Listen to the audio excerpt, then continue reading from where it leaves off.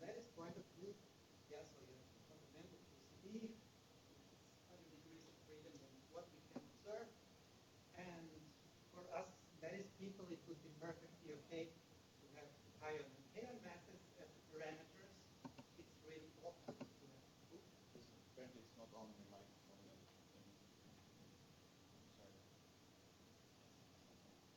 Yeah. Does it work now? Yeah, I hear myself. Okay, so for us lattice people, as you will see along this talk, it's perfectly fine to have pion and kaon masses. We don't care about these quark masses, but because other people have, are less able to use these constants of the theory that are given to us by nature, we have to translate them into the quark masses. So for this, we have to basically solve QCD, and then the procedure that we follow is extremely simple. We just compare the results that come out, the pion masses, kaon masses, and like other masses or f pi or whatever to their physical values. We find the corresponding quark masses, which give the physical value. We read off the quark masses, and we renormalize. So we can, of course, not do this in a continuum theory, but we do this on the lattice. But once we have removed the cutoff and taken the infinite volume limit and gone to the physical point, we have a true result of QCD with only statistical errors on it. So here is just a sketch of where we approximately are. So we take a bunch of simulations. I like to call these landscape plots, but Aida showed you one of them already. So where you have the lattice spacing versus the pion mass in one of them, and we would like to extrapolate here the pion mass and the kaon mass, and we would like to go to the physical point. As Aida pointed out, almost all the big lattice collaborations have this today. And then we have the infinite volume where we would like to extrapolate to infinite volume. So we go to the physical point, and we can do this successfully. We basically just compute pion masses, kaon masses, and then other baryon and meson masses, and we fix 3 of them in 2+1 flavor QCD. Here, for example, pion, kaon, and the cascade, and then the rest comes out as predictions, and this works. So what am I going to present in this talk? It's basically 3 calculations. One of them is a bit older already. That's like 7 years old by now, where we've computed MUD and MS in QCD with Wilson-type quark masses. That means we have a perfectly clean formulation, but additive mass renormalization and chiral symmetry breaking as a price to pay. I will spend most of the time on technical details, so hopefully not too technical, but interesting ones.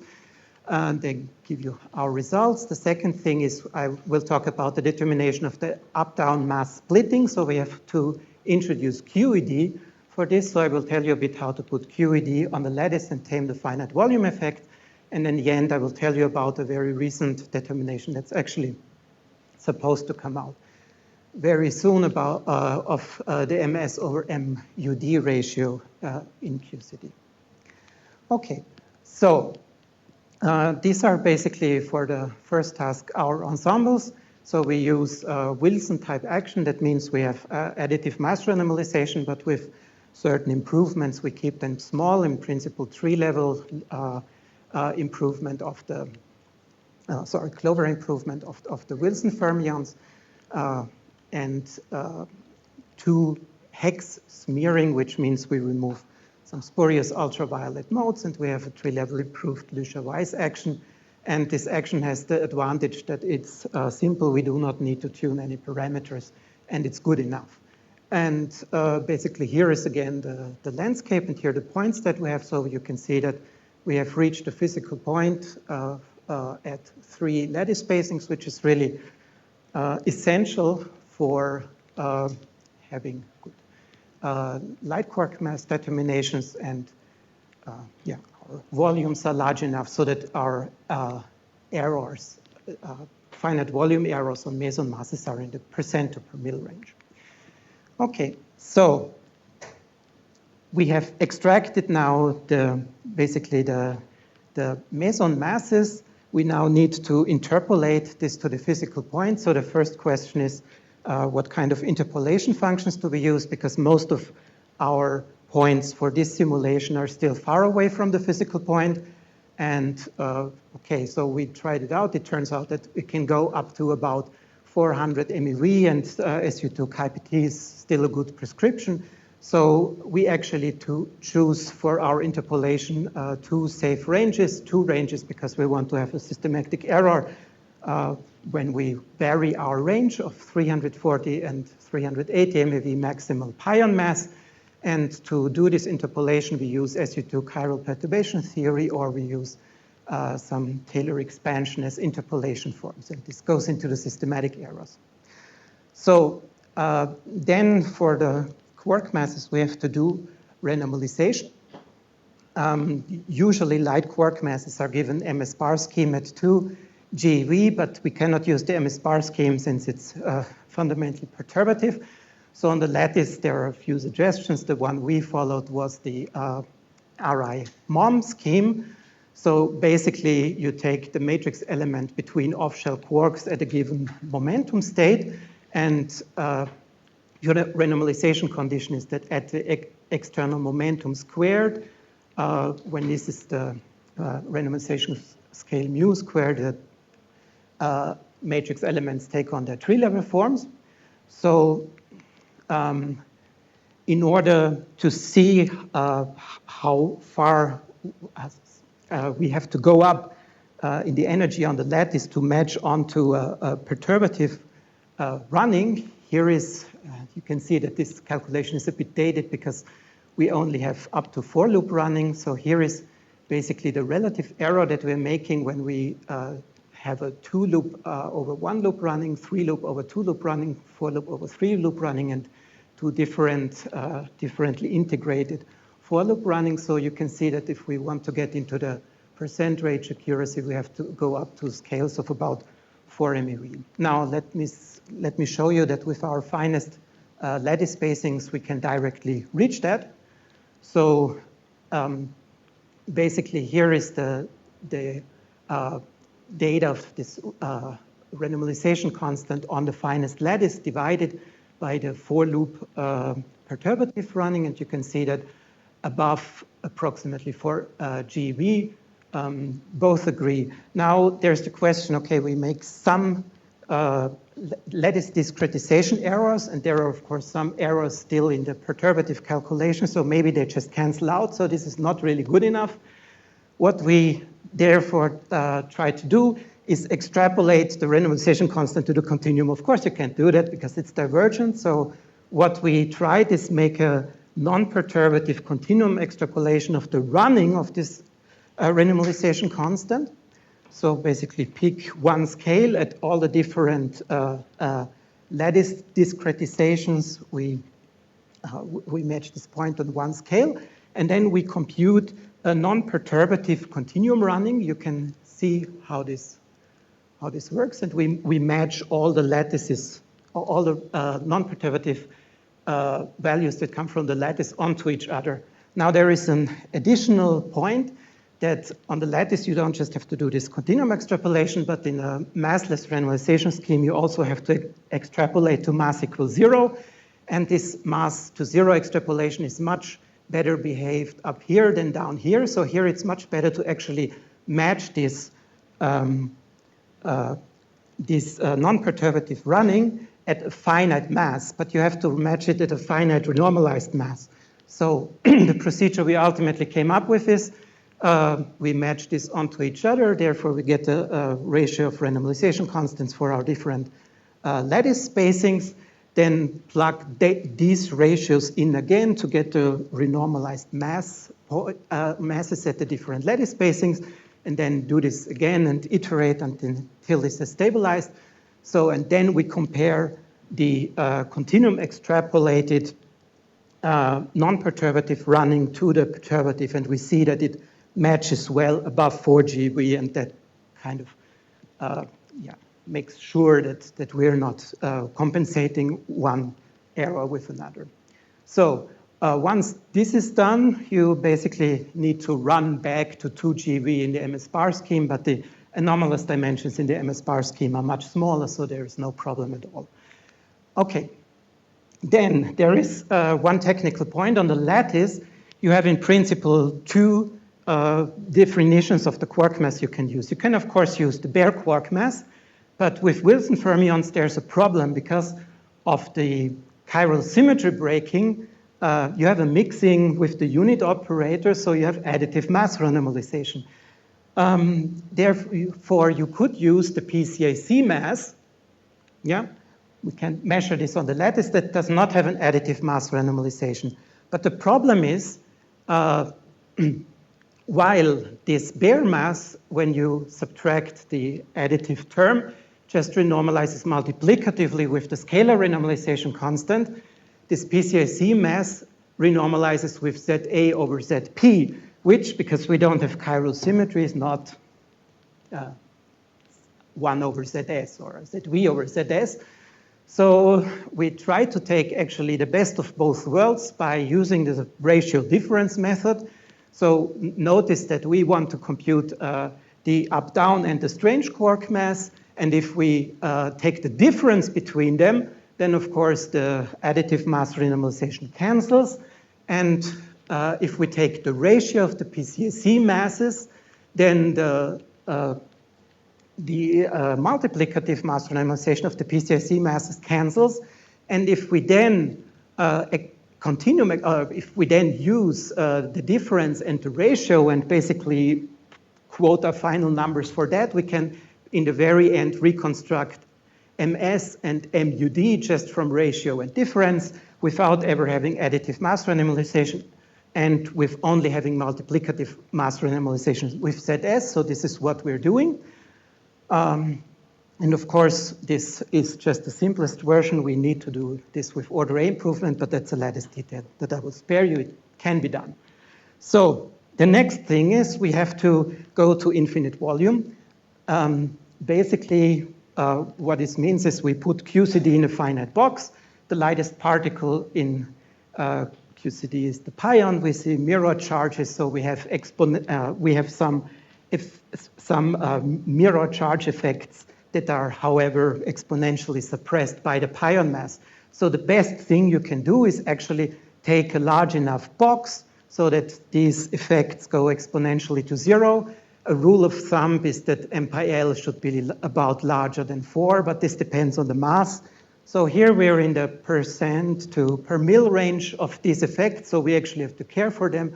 So what we do is we actually take some dedicated runs with smaller volume and check if we can reproduce the finite volume effects that are predicted. And in fact, so you can see that we can predict them very well, but we don't use basically any of these lattices that have MPL much smaller than 4. Okay, so this is basically the ensembles of lattice that we have, as you can see. So sorry, I should say we should focus on the green points here. That's the one we use for this calculation. And you can see that our finite volume errors are in the percent per mil range before this correction, and they're easily accounted of. So then what is left to do is the continuum extrapolation. We're doing all this in a combined fit, but I'm showing you basically the different cross sections of this fit. So this is the continuum cross section.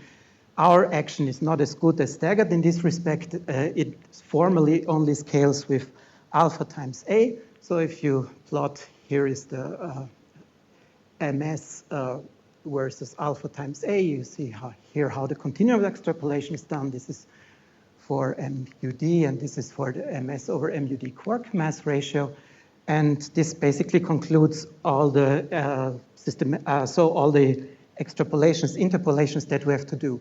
So now, what do we do to estimate the systematic error? In principle, whenever we have more choices to do some extrapolation, interpolation, we do all of these choices, and we vary among all of them. It's pretty standard by now.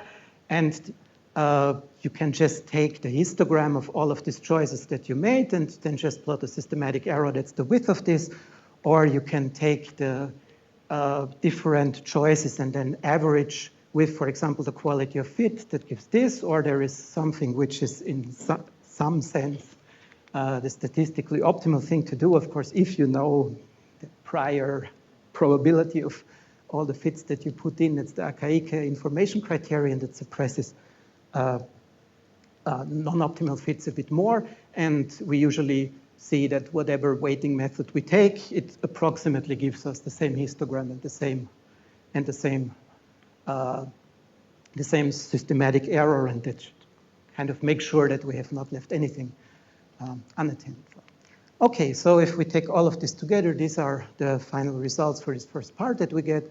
So this is our MS and MUD that come directly from this calculation. We also have MS over MUD, but I'm presenting you some much better calculation shortly. And we also here we have computed MU over MD using dispersive input, but we can do better than this, as I will show you right now. So what do we do if we want individual light quark masses? So in principle, we have two things to consider. The first one is, of course, that you have the usual QCD isospin breaking because MU is not equal MD. That's also about a 1% effect. And we have to include, of course, QED, which is also roughly a 1% effect. So including non-degenerate light quarks is on paper extremely easy. You just make the up and down quark mass in your simulation different. Then in the detail, of course, it's much ickier because if you really want to do this dynamically, a light quark mass is a pain in the neck because all solvers converge slower and so on, but whatever. And then you have to include QED, and as a non-lattice person, so, okay, you might think that this is a piece of cake because, okay, we have discretized QCD, QED should be much easier. But as I hope to show you, this is not really the case. So there are basically two ways of doing the QED, and one of these ways is you basically put all of the QED effects into the observables. So you're just still generating all QCD ensembles, but then your operators that you're measuring are then QED. This is not what we're doing. What we're doing is we're putting in QED directly, so we have to put it into our simulation. Now, what's the problem? Of course, QED is only an effective theory, so we don't know if it's UV completion. That is, in principle, a problem, but basically we ignore this. So we take the coupling of QED small enough that basically we don't care about the Landau pole that might happen somewhere very remote. It's not such a remote thing for us because for technical reasons, for most of these calculations to see a sizable QED effect, we tune the QED coupling higher than its physical value, but we're still in a range where this is okay. The second thing is that the objects we are measuring, like proton or pi plus, are no more gauge invariant because we have QED in there. So we have to either do gauge fixing or construct some observables that are gauge invariant. But then QED provides for an additional additive mass renormalization that is different for the up and down quark mass. And most problematically, because we have a massless particle now, QED provides for power law finite volume effects. And you can you have to do something about these zero modes, and it has actually been found out that the best thing is that you make a finite volume correction to this QED so that you can put it not just on the lattice but in finite volume, where you remove the momentum, the free momentum equals zero mode. This was done by Hayakawa and Uno in 2008. And so let me shortly show you how this is done. So, okay.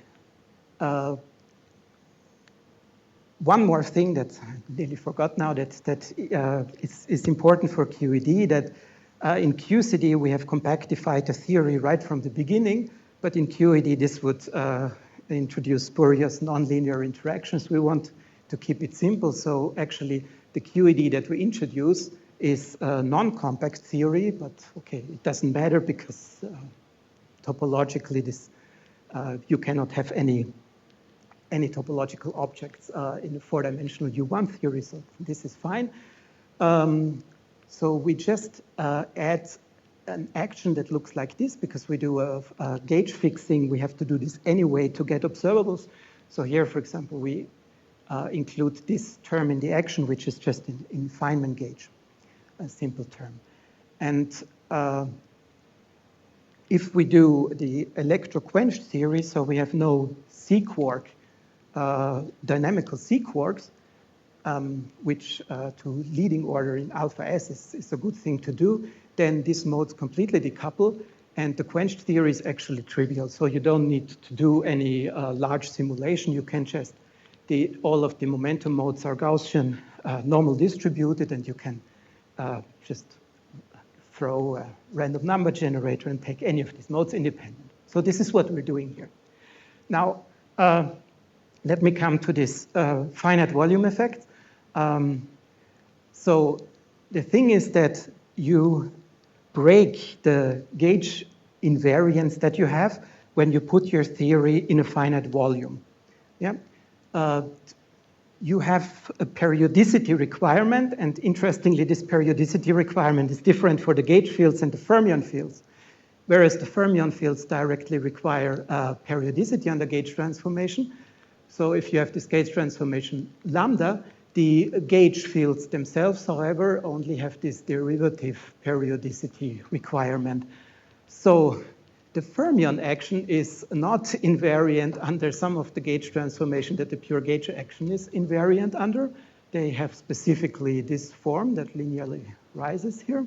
And if you would like, you could add an explicit source term that transforms like this under these gauge transformations to cancel this again. So like in finite volume, you basically have to live with an additional source term that appears because of this different breaking of the gauge invariance. Now, if you think of what you would like to have as a theory without external sources, but yeah, you now have these external sources that are gauge dependent. So in order to have a gauge invariant definition of no external source, you have to make it, you have to fulfill a condition like that. So this sum of the gauge fields has to be 0 too. If you go, for example, if you then do a partial gauge fixing, as this can be viewed now by making this explicit J term equal to 0. So this basically requires that the zero momentum term needs to be 0 in a lattice action. This is known as QED-TL. But there is still a remaining problem that time slice by time slice, you don't fulfill Gauss's law. In order to fulfill that, you have to give a more strict restriction. And that is done if you do a partial gauge fixing where A0 is 0, which you can do. Then you can demand that basically the 3 momentum 0 modes are 0. And this is this Hayakawa-Uno procedure that we follow. And now you might think, how does this affect our simulation? Well, you can think of it that for QED-TL, you basically give an additional Lagrange multiplier like this that fixes this 4 vector equals 0 mode to 0. Yeah, so this is an additional Lagrange multiplier and a strict finite volume effect, although non-local. But you can already see that this here has a problem because there will be no transfer matrix. It mixes all times with each other. It does this to the gauge field. And basically, when you now remove all these 3 vector equals 0 modes, what you do is you introduce a constraint for every time slice separately. And we could prove that for this thing, then a transfer matrix exists. It's still a finite volume effect. And this is what we now put on the lattice. And as you can see, here is some effective mass plateaus in pure QED. So this is just a toy simulation to show these different discretizations. If you do this QED-TL, where just the 4 momentum equals 0 mode is subtracted, then depending on what is the time extent of your lattice, you get different masses. And these masses, okay, don't plateau. So if you take your propagator further and further apart, it's not exponentially decaying. And all this is cured if you take the QED-TL formulation. Now, you still have power law finite volume effects, but the nice thing about them is you can actually, for the spectrum, you can compute them and see that they are universal up to order 1 over L squared. If you go for the decay constants, it's actually universal up to the same order, but this order is then 1 over L. So, and then we have composite that enters at the 1 over L cube level, and there we just put in a fit parameter for the 1 over L cube. And in fact, it turns out that to describe the mesons reasonably, we need this 1 over L cube term, and we can fit, but that seems to be enough. So this is this universal mass, and in the QED-TL, where you just subtracted the 4 momentum zero mode, you can see that you have these different curves for the different aspect ratios. So for the different T over L's, would there give you different finite volume effects. Okay, so here again is to show you that the hadron masses we compute out of this are on target. So this is all of the hadron mass splittings that we computed here, and where the experimental error is better than our error were actually on the mark. Okay, so how do we extract the quark masses now? Well, it turns out that extracting the quark masses directly here is not so easy because of this mass renormalization. So we take a proxy for the quark mass. We take this quantity, the delta m square, which is a fictitious quantity that's defined in lattice partially quenched chiral perturbation theory. Okay, it's horrible, but still it does the job. So what it is basically a fictitious meson of 2 up quarks minus a fictitious meson of 2 down quarks, where you only take the connected part, and you can show that up to corrections of this order, this is proportional to delta m, which is just the splitting of the, which is just a splitting between the up and down mass. Now, these corrections are, or the MUD alpha or the MUD delta m alpha squared and alpha delta m squared. But our power counting can be done in such a way that basically delta m is m, because MUD are in the same ballpark. So delta m, MUD are at the same order for us. And then we can basically take this delta m square, which again for us lattice people is much easier to use than a quark mass as the proxy for the quark mass. Okay, so this is the set of ensembles that we have now. They are basically done on the same gauge configurations that I showed you before, but now with additional up-down quark mass splittings and QED.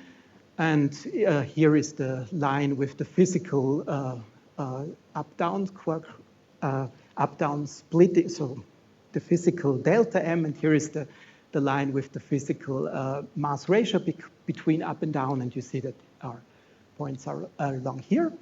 And what we then do is very simple. We need one additional meson to fix our delta m. Yeah, so we need pion mass, kaon mass, and for example, the omega mass were used to fix lattice spacing, up-down mass, and strange mass. Now we need one additional to fix this delta m, and we take this to be delta mk square for various technical reasons. This is by far the most preferable thing. And what we then do is in the very simplest terms, so we fit this delta mk squared with this term that is just proportional to this delta m squared. This is the proxy for the quark mass difference, and another term that is just alpha times, this is the electromagnetic splitting. Now these terms, of course, are in leading order constants, but we put all kinds of corrections. So these terms themselves can depend on the pion mass, on the kaon mass. And here in the case of the electromagnetic corrections, here is the 1 over L cubed terms from the finite volume, and there is a lattice spacing dependence in here. So now I will show you all these various extrapolations, interpolations that we have to do. So here first is this lattice spacing, this lattice size dependence. So here I plotted 1 over L that the infinite volume limit is on this side here.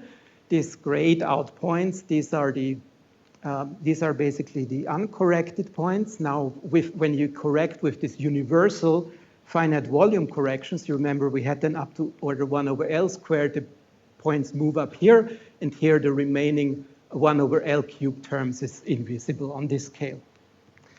Okay, so then here is the chiral interpolation to the physical point. You can see that this is a rather smooth function. We have various of these interpolation functions.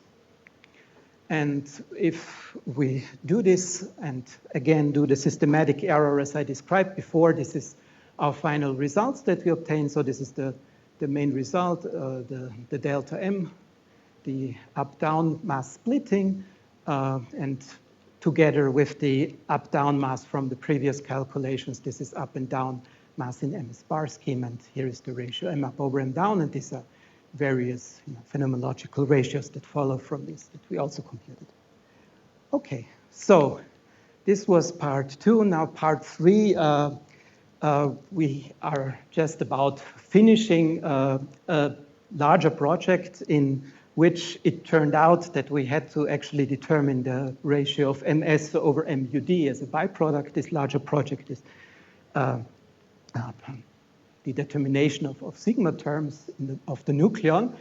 And here we actually have a set of staggered ensembles, and it turns out that these are optimally suited for computing MS over MD. So why do staggered? Now, staggered is much faster, so you can have a lot more configurations.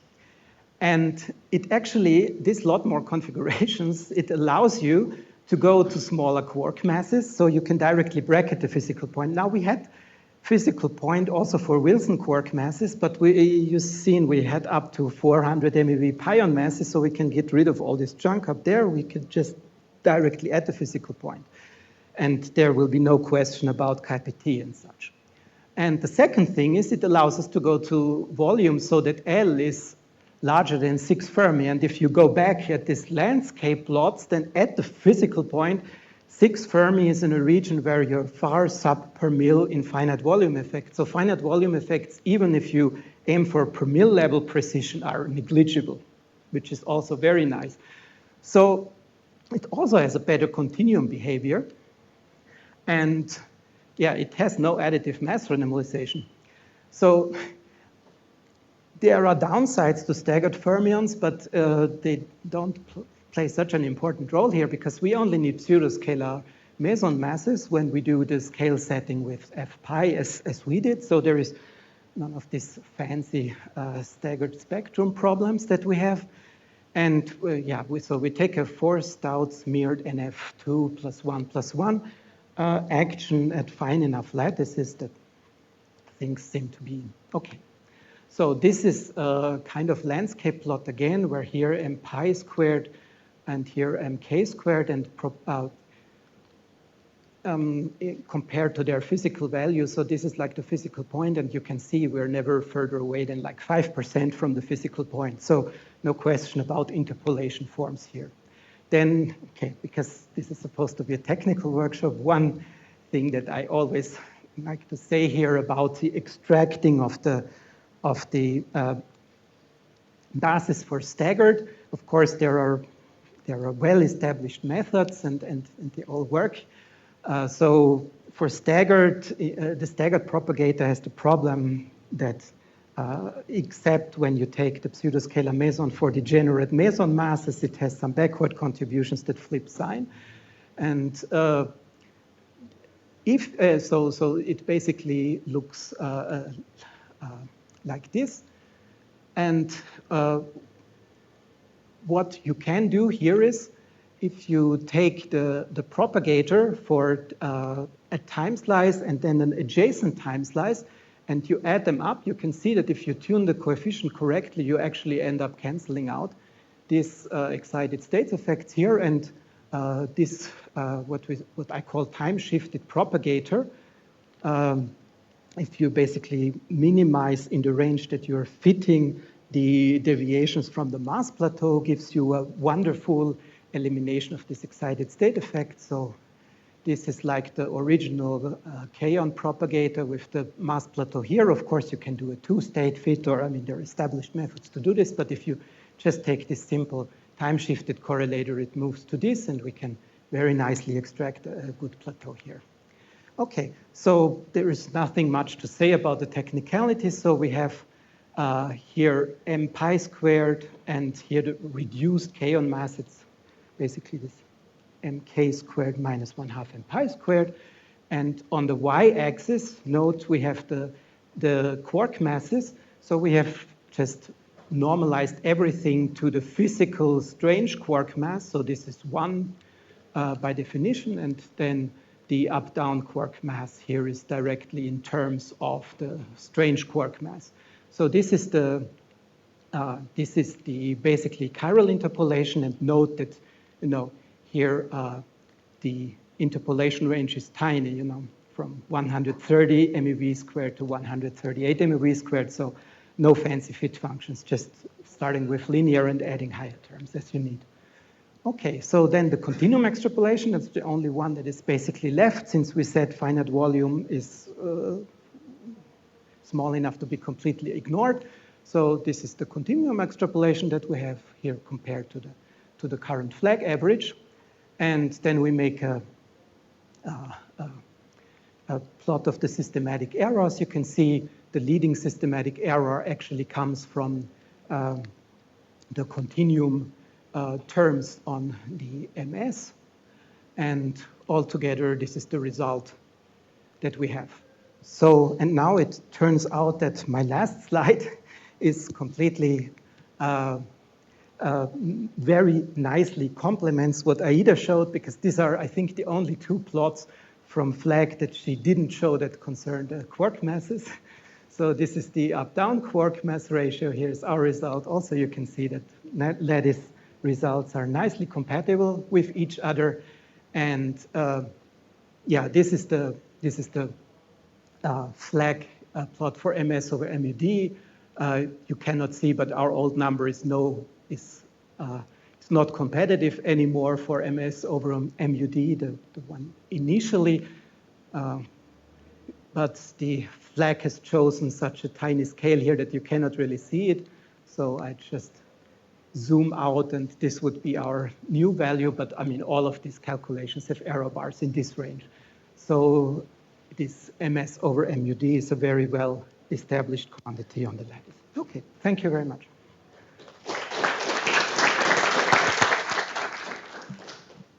Questions?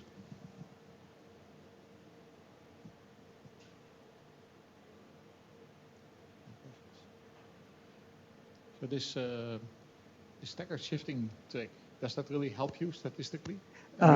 Not so much for here, but for the nucleons, yeah. Well, if you do a variational method, it's the same. But this one is easier. So okay. Okay. I mean, nucleons are hard with staggered anyway. What? Nucleons are hard with staggered. Yeah, but okay. Yeah. What am I saying? Yes. Sorry. Yes.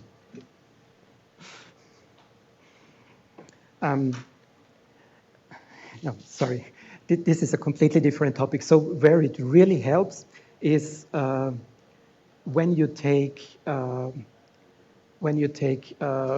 ratios of masses, because then you can basically, when you have nucleons and ratios of masses for this, for another project we're computing this, and you neglect the backwards contribution, which you can easily do, then you can basically just take a simple exponential fit here from the ratio Otherwise, it's After the much shift. more difficult. Yes, Okay, exactly. okay. So this is where it really helps. Here, it's kind of a gimmick. You get it with other methods, but I like it more than two-state fits or so. But the two-state two-state Two-state fit is completely compatible, Okay. gives the same error. Variational is completely compatible, gives the same error. But you know, Okay. this invitation said it's a technical workshop, so I sent some.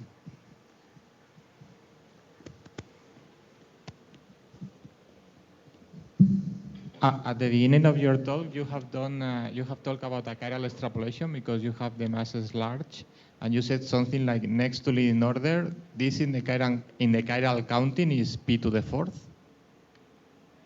Chiral extrapolation. Or maybe you go to the slide. I mean, which one here? no, Oh, much at the beginning. At the beginning. At the beginning. Okay.